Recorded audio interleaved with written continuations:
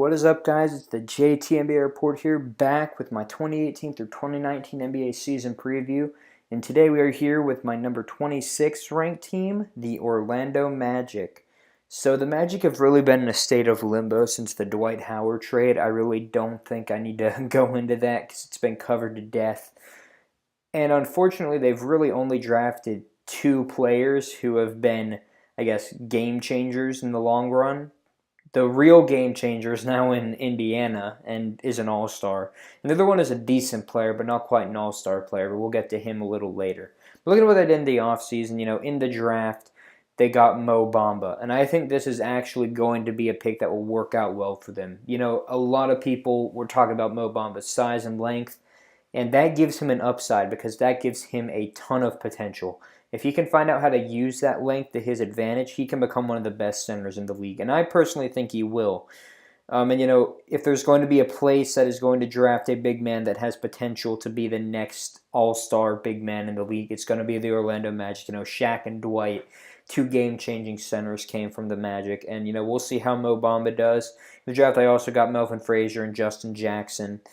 And then in a trade that they completed, they got Jerry Grant, which was big for them, and Timofey Mozgov in the same trade. Timofey Mozgov not as much because they gave up Bismack Biyombo. Timofey Mozgov is basically just an offensive version of Bismack. Bismack is more defensive, so, didn't really lose much with that trade. But Jerry Grant is interesting because he's a point guard, and that's something they're really targeting in the offseason.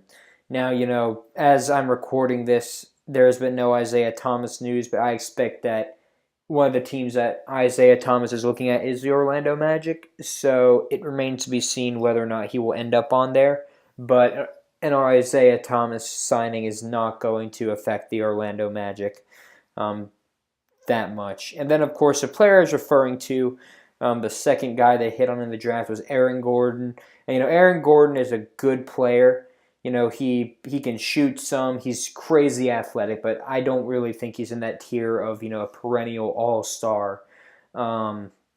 He's one of those guys kind of like a Lou Williams, who you would consider he's a good player, but, he's just that upper tier of player that's not quite in the all-star category. And then if we look at what they lost, they waived Shelvin Mack. He wasn't a part of their future. It was evident. Mo Bates went overseas. Mario Hezonja, which I thought was interesting, he was seen as one of the biggest busts, but he was really a hot commodity in the offseason. There were about 5 or 6 teams who wanted to get him. So, I think if he pans out on the Knicks, it could be a steal for them. But, if not, the Magic didn't really lose much. And then Bismack Biyombo heading to Charlotte in that trade that we were talking about before. Get rid of a bad contract. Timofey's contract isn't good either. So basically just traded a bad contract for a bad contract and Jerry Grant. So if you look at their starting lineup, as much as I like Jerry Grant, I'm going to put DJ Augustine at the point guard. And of course, if Isaiah Thomas gets signed, swap IT with him. Because, DJ Augustine is a veteran. He'll be able to lead that team. Evan Fournier, he's been a very consistent player for them at shooting guard. Terrence Ross at small forward. Of course, Aaron Gordon at power forward. And I think between Nikola Vucevic and Mo Bamba for the starting spot, I think they'll go with Mo Bamba.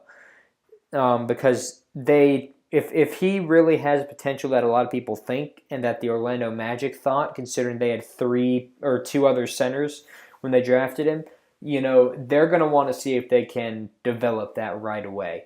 Then off the bench, Jonathan Simmons, he was great on the Spurs. He was good for the Magic last year. So he's definitely going to be a part of their rotation. And then Vucevic. Jonathan Isaac was a guy who I thought, I really forgot about him last year because he wasn't covered very much.